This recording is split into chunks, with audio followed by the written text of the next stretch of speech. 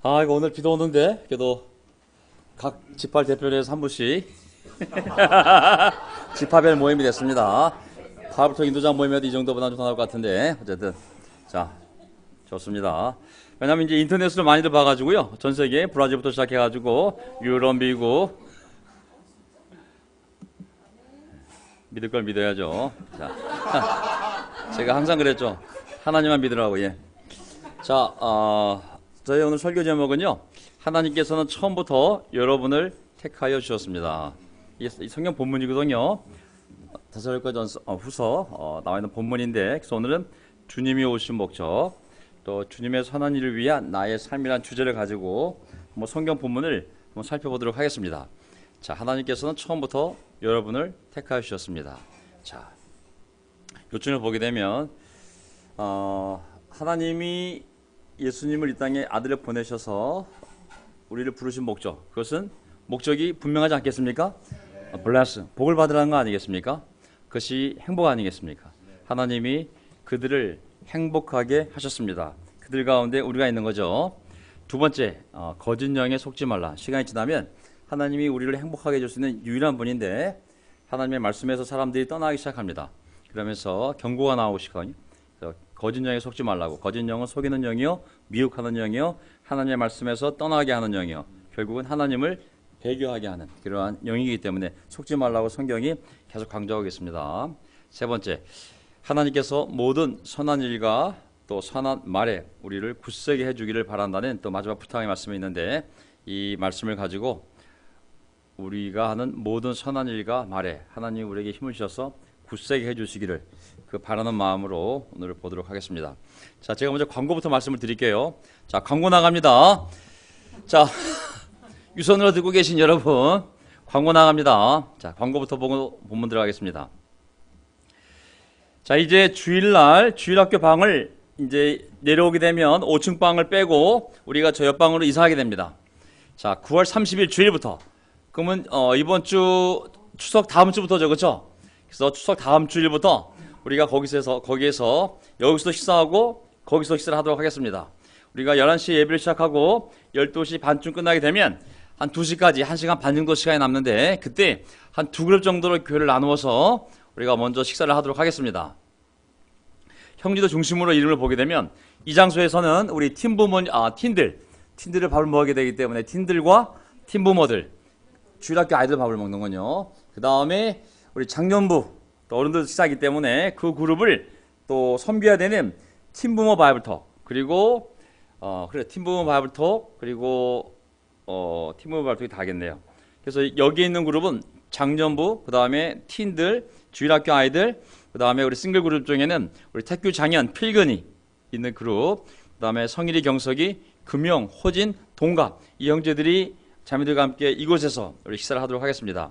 저쪽으로는 이거를 얼마나 주기적으로 바꿀지 모르겠지만 일단 이렇게 해보겠습니다. 저쪽으로는 세 그룹이 가는데요. 거기에는 우리 승모 형제님하고 인현, 은식, 세일, 노문호 형제님, 그 다음에 만석, 형목, 태근, 태길, 현식, 홍보, 이 형제들이 저쪽으로 가서 자매들과 함께 가능하면 먹고 들어오는 한이더라도 꼭 얼굴을 보고 같이 교제하도록 하겠습니다. 그쵸? 현식, 홍보. 오늘 그래도 설리자매가 오늘 대표로 왔어요. 그죠? 바블톡. 정말 안 왔으면 큰일 날 뻔했어. 인터넷에서 다 보고 있겠지만 그래도 대표로 와서 너무 다행입니다. 이렇게 해서 한번 나가서 먹어도 괜찮고 어쨌든 들어와서 자꾸 얼굴을 봐야, 이게 교회가 자꾸 얼굴을 봐야 되기 때문에 이렇게 하면 2시부터 2시 반까지 매주 형제들이 모여서 교제를 나누겠습니다. 얼굴 못 본 형제들이 많아가지고 주일날이라도 교회 왔을 때 같이 다 오라 그래야 30분 동안 같이 기도도 하고 찬송도 부르고, 그리고 결정할 일이 있으면 형제들이 모여서 결정 좀 하고, 매주 주일날 2시부터 2시 반까지는 형제들이 가능하면 다 와서 함께 교제하고 인사하고 그런 노력을 해보겠습니다. 그 다음에 2시 반부터 어린이방에서는 운동회 교제, 탁구시단 다 저리 가고, 여기서는 전부 같이 대화의 교제를 나누도록 하겠습니다. 그래서 이곳에서는 밤 9시까지, 주일날 밤 9시까지 항상 개방되어 있는 상태에서 많은 대화들을 이 방에서 나누고, 운동할 사람은 저쪽으로 하면 이제 네, 새로 생긴 방. 새로 생긴 방을 얘기하는 겁니다. 208호 말고 여기 어린이방, 새로 만드는 방. 예, 그래서 여유 있게 이렇게 시간을 보도록 하겠습니다. 자, 9월 20일 날 내일 목요일 오전에 예배가 있어요, 없어요? 자, 이 방송을 듣는 우리 형제자매 여러분, 내일 오전 명동교회에서는 모임이 없습니다. 대신 잠실에서 우리 목사들이 모임이 있어요. 중요한 모임이 있거든요. 그래서 내일은 오전 예배가 여기 없습니다. 그 다음에 9월 23일 날 돌아오는 주일 예배는 형제들이 지금 많이 안 오고 있습니다. 못 옵니다. 대부분 내려가기 때문에 원래 이날 순서가 우리 만석 형제, 노문 형제님 있는 그쪽 바이블톡인데 대표로 오늘 현모 형제가 왔어요, 한 명. 근데 전부 못 온대요, 형제들이. 여기 앉아 있는 지금 한진 형님도 못 오시고 동갑이도 못 오시고 그리고 시골 가서 못 옵니다. 신기할 정도로 원래 못 와야 될 양반인데 우리 강수만 형제가 오신다고 그랬어요. 그래가지고 신기해 죽겠어요, 어떻게 올 수 있는지. 그래가지고 환영기도 강승만, 광고기도 윤영목. 그리고 제가 그냥 설교하고 바로 성찬하고 그리고 주일 예배를 마치도록 하겠습니다. 그렇다고 해서 설교가 가벼운 설교는 아닙니다. 최선을 다하여 준비해 오도록 하겠습니다. 예. 9월 26일 수요일 주일 예배가 있을까요, 없을까요?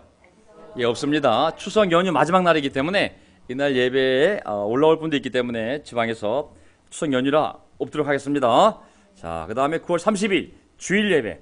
주일 예배의 순서가 누구죠? 예, 우리 장년부 어르신들 순서이기 때문에 잘 짜주시기 바라고요. 주일 학교를 이날부터 사용합니다. 그래서 5층에 있는 의자를 다 날라와야 되거든요. 그래서 형제들이 이날 고생 좀 해야 됩니다. 그 다음에 그 다음 주 10월 3일 날 또 수요일 날 공휴일이에요. 무슨 날일까요? 스카이 오프닝 데이. 개천절이겠어요. 개천절. 스카이 오프닝 데이. 네. 그래가지고 10월 3일 수요일 주중 예배는 공휴일이라 바이블톡별로 놀러 가시던지 아니면 뭐 집에서 모이시던지 편하게 주중 예배를 가족별로 바톡별로 모이도록 하겠습니다. 그러면 이건 제가 밴드에 올려놓을게요. 카톡방에도 올려놓고. 자, 하나님이 그들을 행복하게 하셨습니다. 여기서 시작을 하겠습니다. 자, 이슬람을 보게 되면요, 이슬람 원래 동영상이 있어야 되는데 일부러 안 본다고 했잖아요. 예수님이 선지자인 것도 믿고, 그 다음에 예수님이 십자가에 달려 죽은 것도 믿고, 예수님이 다시 온 것도 믿지만 가장 기본적으로 예수님이 하나님의 아들을 믿지 않습니다. 왜냐하면 하나님의 아들은 복잡해져요. 마호메트가 최고의 선지자인데 하나님의 아들의 개념이 없습니다. 그리고 십자가에 달려 죽은 건 알지만 왜 죽었는지는 모릅니다. 그들이 말하진 않습니다. 그가 메시아라는 건 알지만 왜 무슨 목적을 위하여 메시아 왔는지를 얘기하진 않습니다. 그냥 사실만 그렇다고 얘기할 뿐이죠. 예수님의 재림도 믿습니다, 이슬람이. 하지만 왜 재림하는지를 얘기하지 않습니다. 그들이 생각하는 예수님의 재림은 오셔서 모슬림들의 믿음을 강건케 하고 그리고 마호메드가 와서 최종적으로 마호메드가 올 수 있도록 준비 작업을 하러 예수님이 온다고 나와 있거든요. 그러니까 왜를 모르게 되면 그 사건 알아도 왜를 모르게 되면 이게 우리 정확히 아는 게 아닌 거거든요. 그래서 오늘 또 예수님의 그 동정녀 탄생도 믿지만 왜 예수님이 동정녀에서 탄생했는지도 모릅니다. 그냥 비슷한 내용만 짜집기를 했기 때문에 제가 말씀드렸죠. 코란 책, 성경책하고 저에게 한 달만 주면 제가 코란 책보다 더 놀라운 책 쓸 수 있다고. 자, 그렇게 짜집기를 했기 때문에 갖다가 붙여놨는데 왜 그 사건이라는지를 모르거든요. 그래서 우리 그리스도인들도 이걸 보면서 왜를 정확히 알아야 우리 신앙이 더 깊어진다는 생각이 들었습니다. 예수님이 동정녀를 통하여 탄생한다는 얘기는 기적이잖아요, 그렇죠? 하나님의 아들이기 때문에 이 땅에 올 때 인간의 몸을 입고 오지만 당연히 하나님의 아들이 이 땅에 오실 때는 기적적으로 오실 수밖에 없거든요. 근데 언제부터 하나님의 아들이 이 땅에 올지를 예언되어 있냐면 창세기 14장에 나오잖아요. 아담 하와가 죄를 짓고 하나님이 뱀을 불러다가 이제 뱀과 사탄에게 저주할 때 그때 이런 말씀을 하십니다. 주 하나님이 뱀에게 말씀하셨다. 창세기 3장 14절. 네가 이런 일을 저질렀으니, 이런 일 아시죠? 죄짓게 한 일, 사람을 속여서. 그래서 네가 이런 일을 저질렀으니 평생을 배를 기어다니며 흙을 먹고 살 거라고, 그렇죠? 뱀한테 얘기했어요. 이때 네가는 이용당한 뱀을 얘기합니다. 그 다음에 여자의 자손은 너의 머리를 상하게 하고 너는 여자 자손의 발꿈치를 상하게 할 것이다. 이때 너는 사탄에 대한 예언인 거죠, 그렇죠? 여자의 몸에서 나온 어떠한 자손이 이 머리를 상하게 할 거라고, 치명상을 입힐 거라고. 그것은 바로 이 땅에 오실 메시아에 대한 바로 예언입니다. 자, 그런 과정 속에서 사도행전 이사야서 7장 14절을 보게 되면 그 여자의 몸에서 나올 후손, 사탄의 머리를 상하게 할 구원의 길을 여실 그 하나님의 아들이 어떻게 올 건지 예언이 되어 있어요. 이사야서 7장 14절 보게 되면 그러므로 주님께서 친히 다윗 왕실에 다윗 왕조에 한 징조를 주실 것입니다. 보십시오. 처녀가 잉태하여, 누가 잉태한다고 그랬어요? 예, 반드시 하나님의 아들은 처녀를 통하여 성령의 역사를 말미암아 기적적으로 잉태되어 이 땅에 오신다 그랬거든요. 아들을 낳을 것이며 그의 이름을 임마누엘이라 할 것이다. 예수님은 이렇게 예언된 대로 오신 거예요. 근데 이슬람은 이 내용을 몰라요. 전혀 몰라요, 이 내용을. 그냥 성경에서 짜집게 해왔기 때문에 사건만 거기다 올려놨지 어떤 예언이 성취되었고 왜 그렇게 오셔야 되는지를 쿨하는 모르는 거죠. 이사야서 9장, 여기서부터 이제 제가 나갑니다. 자, 왜 그분이 처녀의 몸을 입고 이 땅에 오셔야 되는지, 자 보세요. 9장 1절. 어둠 속에서 고통받던 백성에게 어둠이 거칠 날이 온다. 어둠 속에서 고통받던 백성에게서 어둠이 거칠 날이 온다. 어둠 속에서 헤매던 백성이 큰 빛을 보았고 죽음의 그림자가 두려운 땅에 사는 사람들에게 빛이 비쳤다. 3절. 하나님, 주님께서 그들에게 큰 기쁨을 주셨고 그들을 행복하게 하셨습니다. 그들이 주님 앞에서 즐거워합니다. 아멘. 이것은 하나님의 아들이 이 땅에 동정녀의 몸을 통하여 이 땅에 태어나셨을 때 그분을 통하여 이루어질 놀라운 역사를 얘기하는 거거든요. 그것은 죄로 인하여 어둠 속에서 고통받던 사람들에게 그 어둠이 거쳐지고 그 어둠 속에서 헤매던 사람들에게 큰 빛이 비치고 결국은 죽음의 그림자가 두려운 땅에 사는 사람들에게 비춰지는데 그 빛이 바로 요한복음 1장에 나와 있는 참빛 예수 그리스도 하나님의 아들 아니겠습니까? 그렇게 되면 그분이 오시게 되면 그분을 영접하게 되면 하나님 주님께서 그들에게 큰 기쁨을 주셨고 그들을 행복하게 하셨고 그들이 주님 앞에서 즐거워할 거라고 사도 바울도 감옥에서조차도 내가 기뻐할 거라고 말씀하지 않습니까? 잘 보세요. 저는 이거를 경제적으로 사회적으로 인간적으로 보게 되면 이게 분리를 해보면 그냥 영적으로 보게 되면 동정녀에서 태어난 예수 그리스도 그리고 그 예수 그리스도를 믿고 자기 죄를 용서함 받고 그분 안에서 그분의 성령을 받고 사는 삶은 이런 삶이어야 되거든요. 이게 그 예언이거든요. 이 예언이 그리스도의 삶은 뭐냐면 어둠 속에서 고통받던 사람이 어둠이 거치고 어둠 속에서 헤매던 사람에게 큰 빛이 비치고 죽음의 그림자 죽을 수밖에 없는 인생이 예수를 통해 죄를 용서함 받고 하나님의 아들이 되어 의로워지고 영원한 천국에 갈 수 있는 자격을 갖게 되는 것. 그래서 그들이 주님 안에서 큰 기쁨을 갖고 행복해하고 즐거워하며 사는 것, 이게 그리스도인의 삶의 모습인 거거든요. 영적으로 보면, 그냥 영적인 기준으로만 보면. 근데 인간적으로 경제적인 어려운 문제, 질병의 문제, 갈등의 문제, 또 결혼의 문제, 여러 가지 사회적인, 현실적인, 육체적인 문제 생각해 보게 되면 약간 갭이 있잖아요. 그렇죠? 잘 생각해야 돼.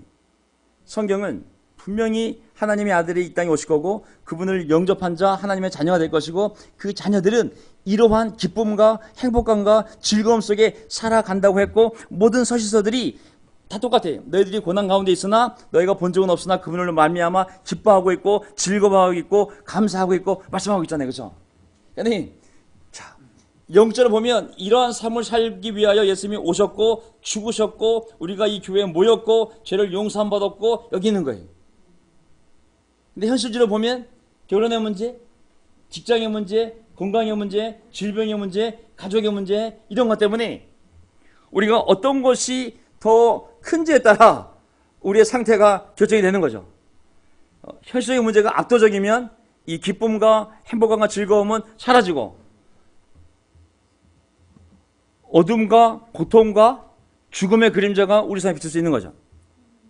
하지만 영적으로 계속 그 빛을 바라보면서 그 빛을 크게 만들어서 내 삶에 있는 이 현실적인 그림자들을 우리가 빛으로 덮을 수 있다면 그 어려운 가운데 속에서도 우리는 하나님 안에서 기쁨을 누리고 하나님 안에서 행복해하며 주님 앞에서 즐거워할 수 있는 거거든요. 전 여기 설 때마다 항상 이 두 가지 갈등이 다 있어요. 근데 교회가 점점 솔직히 말씀을 드리면 이 3절보다는 1절, 2절이 더 교회를 지배한다는 생각이 들어요.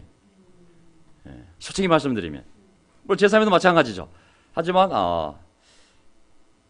이 3절이 이루어지려면 이것은 사람의 의지나 철학이 아니라 성령의 역사인 거거든요. 우리 안에 성령이 역사할 때 그 성령의 감동을 말미암아 1번, 2번을 이길 수 있는 힘이 있지만 우리가 성령의 힘이 없으면 현실에 압도되어지면서 1절, 2절이 다시 우리 삶에 재현될 수 있는 거거든요. 어둠 속에서 고통받는 인생이 되는 거죠. 어둠이 거칠 날이 오는 것이 아니라 어둠 속에 있는 거죠. 아니 또 어둠 속에서 헤매고 있는 거죠. 죽음의 그림자가 마음속에서 우울함을 만들고 있는 것이죠. 왜? 현실적인 이런 문제들이 우리의 믿음보다 더 커질 때 그것이 그림자를 만들고 다시 옛날 삶으로 옛날 마음으로 돌아갈 수 있는 길이 항상 열려있고 마귀가 그쪽으로 우리를 끌고 가도록 노력하는 것이죠. 그래서 우리가 예수님을 집중해야 돼요. 아멘. 6절을 보세요. 한 아기가 우리를 위해 태어났다. 우리가 한 아들을 모셨다. 한 아기, 한 아들. 그는 우리의 통치자가 될 것이다. 바로 하나님의 아들 얘기하는 거잖아요. 그렇죠? 이사야서 예언되어 있는 이 한 아기는 이 한 아들은 바로 동정녀에서 태어날 바로 메시아 하나님의 아들이요 그로 말미암아 어둠과 그림자와 죽음의 권세가 거쳐지고 행복과 기쁨과 즐거움으로 삶을 변화시켜줄 그 아기 그 아들을 얘기하는 거거든요. 그가 우리의 통치자가 될 거라고. 로드 통치하단 말이 뭐예요? 주님 로드잖아요. 그렇죠? 그래서 우리가 그분을 로드로 고백하고 세례를 받은 것이거든요. 그의 본질은 사람의 인성도 갖고 있지만 그가 하나님이었기 때문에 그의 이름은 놀라우신 조언자 전능하신 하나님 영존하신 아버지. 왜? 본질은 하나님이기 때문에 평화의 왕이라고 불릴 것이다. 그러면서 쭉 보면은 그가 다윗의 보좌와 왕국에 앉아서 이제부터 영원히 공평과 정의로 그 나라를 굳게 세울 것이다. 만군의 주님의 열심이 이것을 반드시 이룰 것이다. 아멘. 여기 보게 되면 그 아들이 이 땅에 와서 그 나라를 세울 것인데 교회를 세워나갈 것인데 그 열심 이 나라를 하나님이 이 나라를 세워갈 때 그 열심이 누구도 막을 수가 없다고. 교회를 세우려는 하나님의 열정, 그 교회를 확장시키려는 열정, 그 교회를 통하여 많은 사람을 구원하려는 하나님의 열심을 누구도 막을 수가 없는 것이죠. 그 열정. 그래서 우리가 그 열정을 다시 불러일으켜야 됩니다. 그 열정을 물론 이제 그는 성령의 역사가 또 일어나면서 그 열심. 왜냐하면 하나님은 그런 사람들을 찾고 그런 사람들을 사용하고 그런 사람들을 계속 필요한 것을 공급하면서 그 사람들을 훈련시키고 그 사람들을 모아서 결국은 이 열심은 절대 꺼질 열심이 아닌 거거든요. 하나님은 이 마지막 예수님이 오실 때까지 계속 이 열정을 가지고 계속 그런 사람들을 찾고 그런 사람들을 훈련시키고 그 방향으로 이 교회를 또 믿는 자들을 끌고 갈 거거든요. 그래서 계속 우리가 그 방향으로 가야 됩니다. 아멘. 왜냐하면 하나님이 그곳에 모든 걸 쏟아부을 거기 때문에 아무도 인간이 막을 수 없다 그랬거든요. 그곳에 우리의 꿈이 있고 우리의 미래가 있고 우리의 건강이 있고 우리의 행복이 있고 즐거움이 있는데 하나님의 열심이 여기 있는데 우리가 다른 곳에 열심을 낼 때 이것은 바로 두 번째 포인트가 되는 거거든요. 거짓 영에 속지 말라. 거짓 영에 속지 말라고. 자, 원래는 이제 이슬람을 보게 되면 예수님을 구세주로 인정을 안 합니다. 주님으로도 인정을 안 합니다. 그가 죄가 없으신 분이요, 많은 기적을 일으킨 분이요, 그리고 다시 오신다는 것도 알고 있지만 그가 하나님의 아들임을 부인하고 구세주임을 부인하고 또 메시아라는 것도 얘기하고 있지만 도대체 왜 기름 받는지도 쿠란은 얘기하고 있지 않아요. 모르는 거죠. 갖다 카피했기 때문에, 갖다 그냥 짜집기를 했기 때문에 모르는 거죠. 자, 거짓 영에 속지 말라. 참이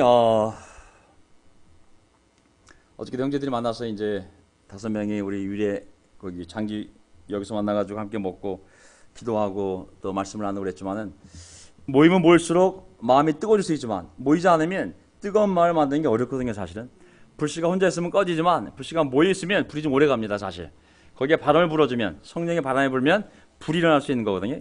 절대 혼자 불씨가 불을 내지 못합니다. 불씨가 모일 때 모여야 불이 나는 거거든요. 자, 거짓 영에 속지 말라. 데살로니가후서 2장을 보게 되면 예수님이 반드시 다시 오시는데, 자 보세요. 형제자매 여러분, 우리 주 예수 그리스도께서 다시 오시는 일, 재림하는 일과 우리가 그분 앞에 모이는 일을 두고 여러분에게 간청합니다.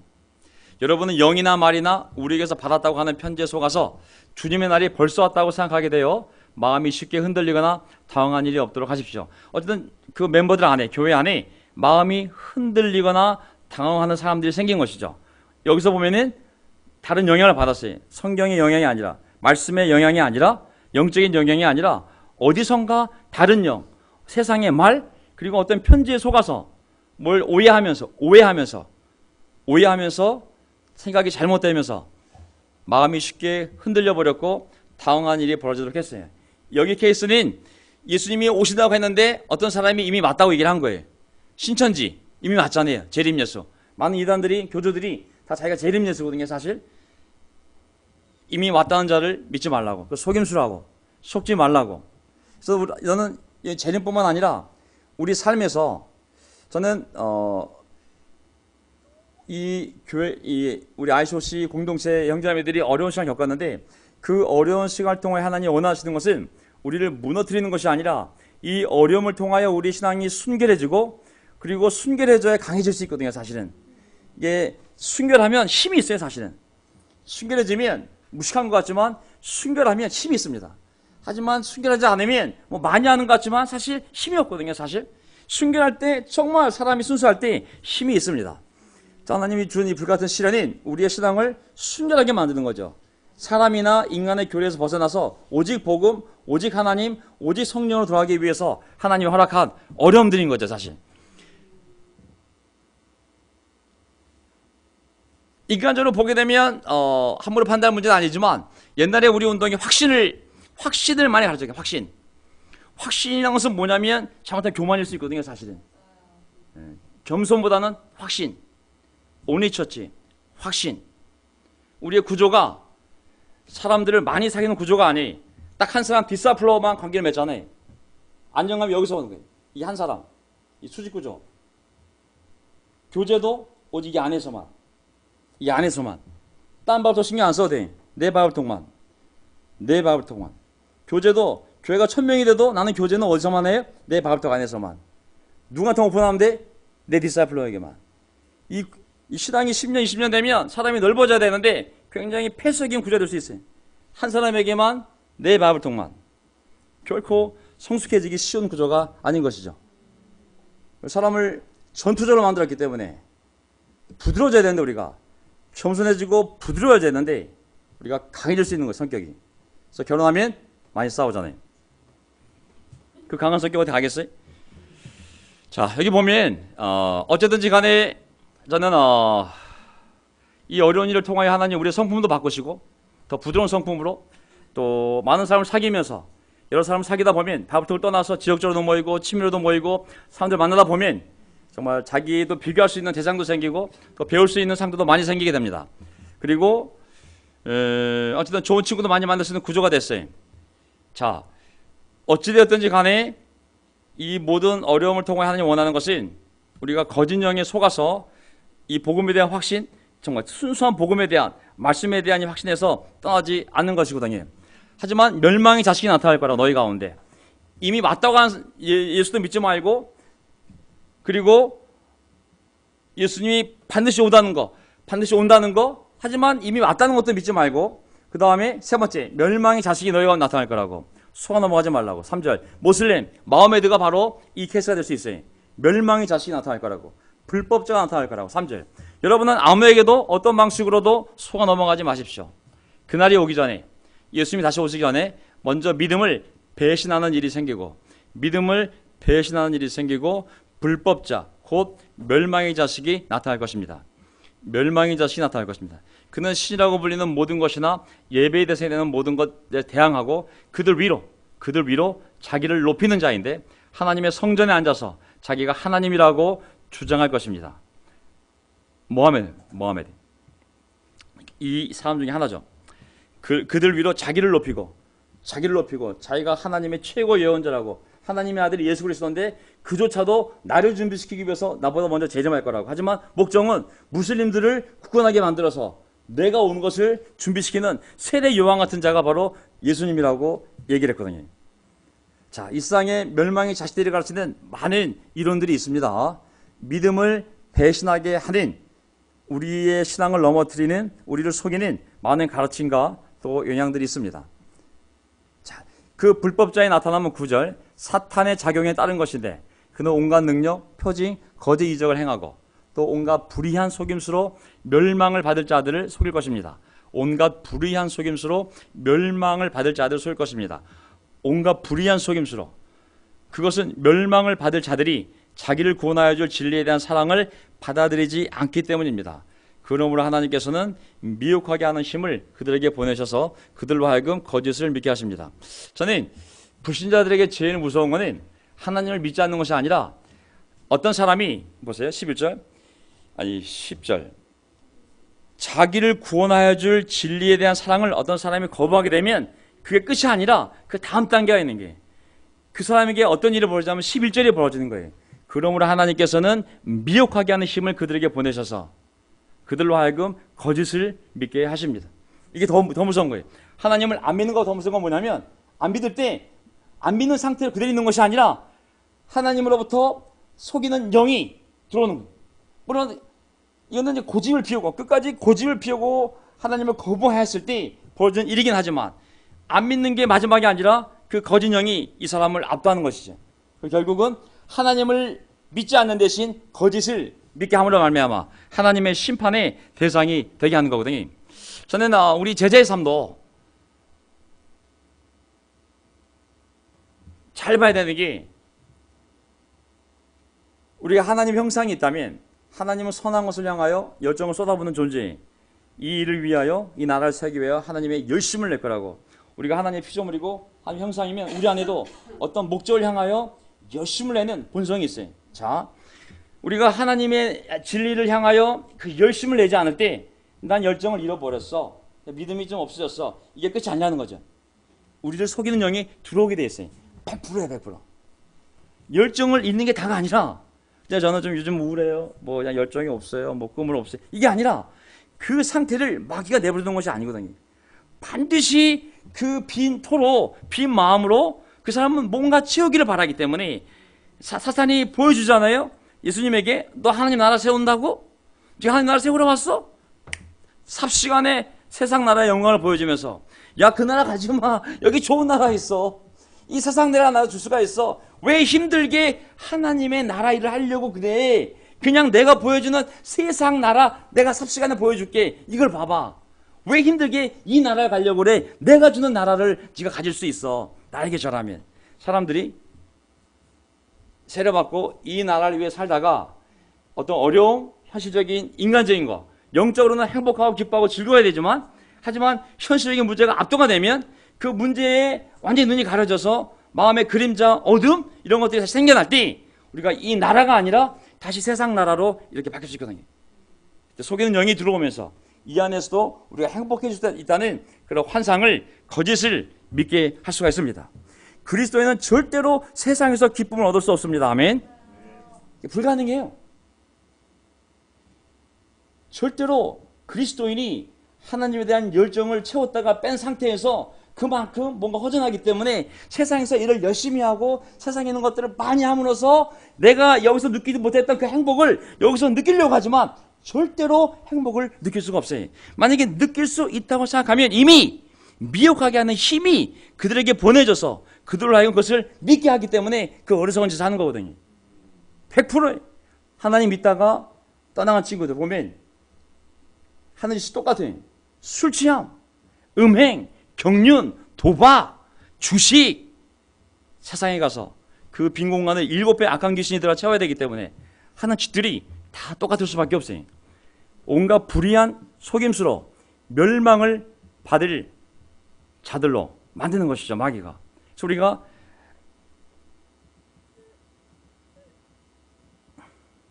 이 말씀 이사야서 9장에 보면 동정녀를 통하여 하나님의 아들이 태어날 텐데 그 아들이 온 목적은 바로 어둠 속에서 고통받던 백성들에게 어둠을 걷어주기 위하여, 어둠 속에서 헤매는 백성이 큰 빛을 볼 수 있도록 죽음의 그림자를 제끼고 빛을 비추기 위하여, 그래서 결국은 그 아들을 통하여 그들에게 큰 기쁨을 주셨고 그들을 행복하게 만들었고 그들이 주님 앞에서 즐거워합니다. 왜? 그 모든 죄를 용서함 받고 하나님의 선택을 받고 하나님과 동행하기 때문에 육체적인 문제, 경제적인 문제, 질병적인 문제, 사업적인 문제, 어떤 문제가 있어도 그 하나님이 내 안에 더 크기 때문에 그 기쁨을 누리고 행복하며 즐거워해야 사는 삶이 하나님 우리에게 원하시는 삶인 줄 믿습니다. 아멘. 각자의 마음을 잘 보시기 바랍니다. 사람 때문에 그것이 안 만들어졌다면 그는 신앙이 사람 신앙이지 하나님의 신앙이 아닌 것이죠. 하나님은 어제나 오늘이나 영원히 변하지 않는 분이라고 그랬거든요. 우리가 하나님께 영향을 받는다면, 사람이 어떻게 되었든지 간에 그 하나님께 연결되어 있다면 우리는 이겨낼 수 있거든요. 세 번째, 하나님께서 모든 선한 일과 말에 굳세게 해주시기를. 거짓 능에 속지 말고 아무리 어려워도 하나님께서 우리 마음을 격려해 주시고 모든 선한 일에 굳세게 해주시는 분임을 믿으시기 바랍니다. 아멘. 그래서 뭐라고 얘기하자면 하나님께서는 처음부터 여러분을 택하신 분이라고. 처음부터. 왜? 어떻게? 자, 왜 택하셨냐면 여러분을 성령으로 거룩하게 하시고, 우리 모두 했습니다. 성령으로 거룩하게 되었어요. 아멘. 세상과 분리되었고 우리 세상 사람과 함께 어울려 살지만 우리는 영적인 사람으로 그들과의 삶의 방식과 꿈이 다릅니다. 두 번째, 진리를 믿게 하여 구원에 이르게 하시려고 하나님 우리를 선택했습니다. 아멘. 네 번째, 이렇게 되게 하시려고 하나님께서는 우리의 복음으로, 모슬림의 복음이 아니라 바로 우리의 복음으로 여러분을 부르시고 여러분에게 우리 주 예수 그리스도의 영광을 얻게 하셨습니다.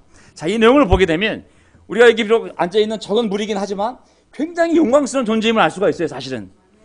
왜냐하면 이 일이 다 우리에게 이루어진 거거든요. 사실 하나님께서는 우리의 복음으로 여러분을 부르시고, 무엇으로 사람을 불렀다고 그랬어요? 복음으로.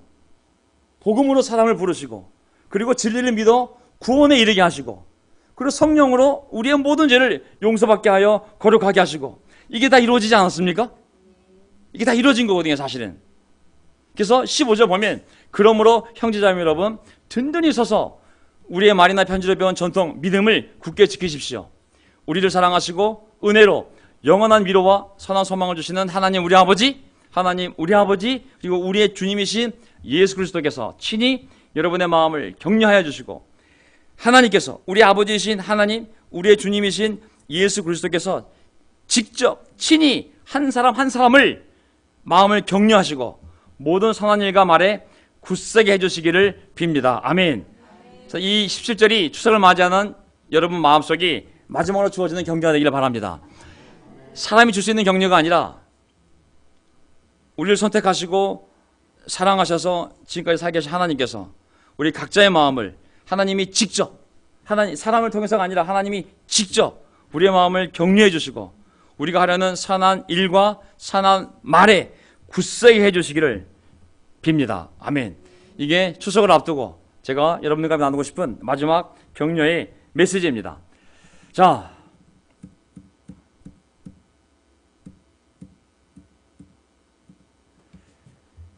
여러분, 여기에 모인 것은 우리가 스스로 모인 것이 아니라 하나님의 선택입니다. 아멘. 그 선택을 절대 흔들리지 않게 바랍니다. 그 다음에 하나님이 그들을 행복하게 하셨다고, 주님을 통하여. 저는 육체적인 문제, 경제적인 문제, 또 사회적인 문제, 물론 문제가 있지만 그것을 좀 뒤로 놔두고 아까 얘기했던 것처럼 영적으로 우리 존재를 바라보면서 다시 행복과 즐거움과 기쁨을 찾아야 됩니다. 그것은 최면술도 아니고 심리학적인 치료 방법도 아니고 오직 영적인 방법을 통해서만, 영적으로 그것을 믿고 바라볼 때만이 가능한 것이거든요. 사실 심리학 아닙니다. 이거 힐링 아닙니다. 이거는 정말 그 말씀을 믿고 나와 하나님과의 인격적 관계 속에서 내가 그런 존재임을 믿을 때만이 성령님을 통하여 오는 기쁨이고 만족감이거든요. 이건 절대 월급이 올라간다고, 직장 구했다고 될 수 있는 문제가 아닌 거예요. 나와 하나님 관계 속에서 영적인 확신이 있을 때만 상황과 상관없이 나에게 주어진 누릴 수 있는 행복감이라는 특권인 것이죠. 두 번째, 거짓 영에 속지 말라는 말씀을 기억하시기 바랍니다. 절대로 크리스천은 하나님 앞에 열심을 갖고 살지 않을 때 행복해질 수가 없습니다. 그리고 그 빈 공간을 세상에서 채우려고 할 때 그것이야말로 이미 거짓 영에 속는 것이니 절대로 그리스도인인 하나님에 대한 열정이 없이 이 땅에서의 만족감을 누릴 수가 없습니다. 어떻게 해서든 만나고 힘을 합쳐 영적인 일에 선한 일에 우리가 나아가야 됩니다. 그렇게 하기 위해서 3절 하나님이 우리 한 사람 한 사람을 우리 추석 기간 동안에 좀 만나 주셔서 우리의 우리의 큐티 기도를 통하여 합쳐져가지고 큐토를 하네. 아이고야 참나. 새로 나오네. 어떻게 큐도란 말이 나오냐. 방언도 아니고 진짜 이거 큐티와 기도인데 우리의 큐도라고. 주여. 그래서 그 시간을 통하여 우리 한 사람 한 사람이 하나님의 위로를 통하여 정말 우리가 하는 모든 선한 일과 말에 하나님 우리에게 힘을 주시기를 우리 기도하며 설교를 마치겠습니다.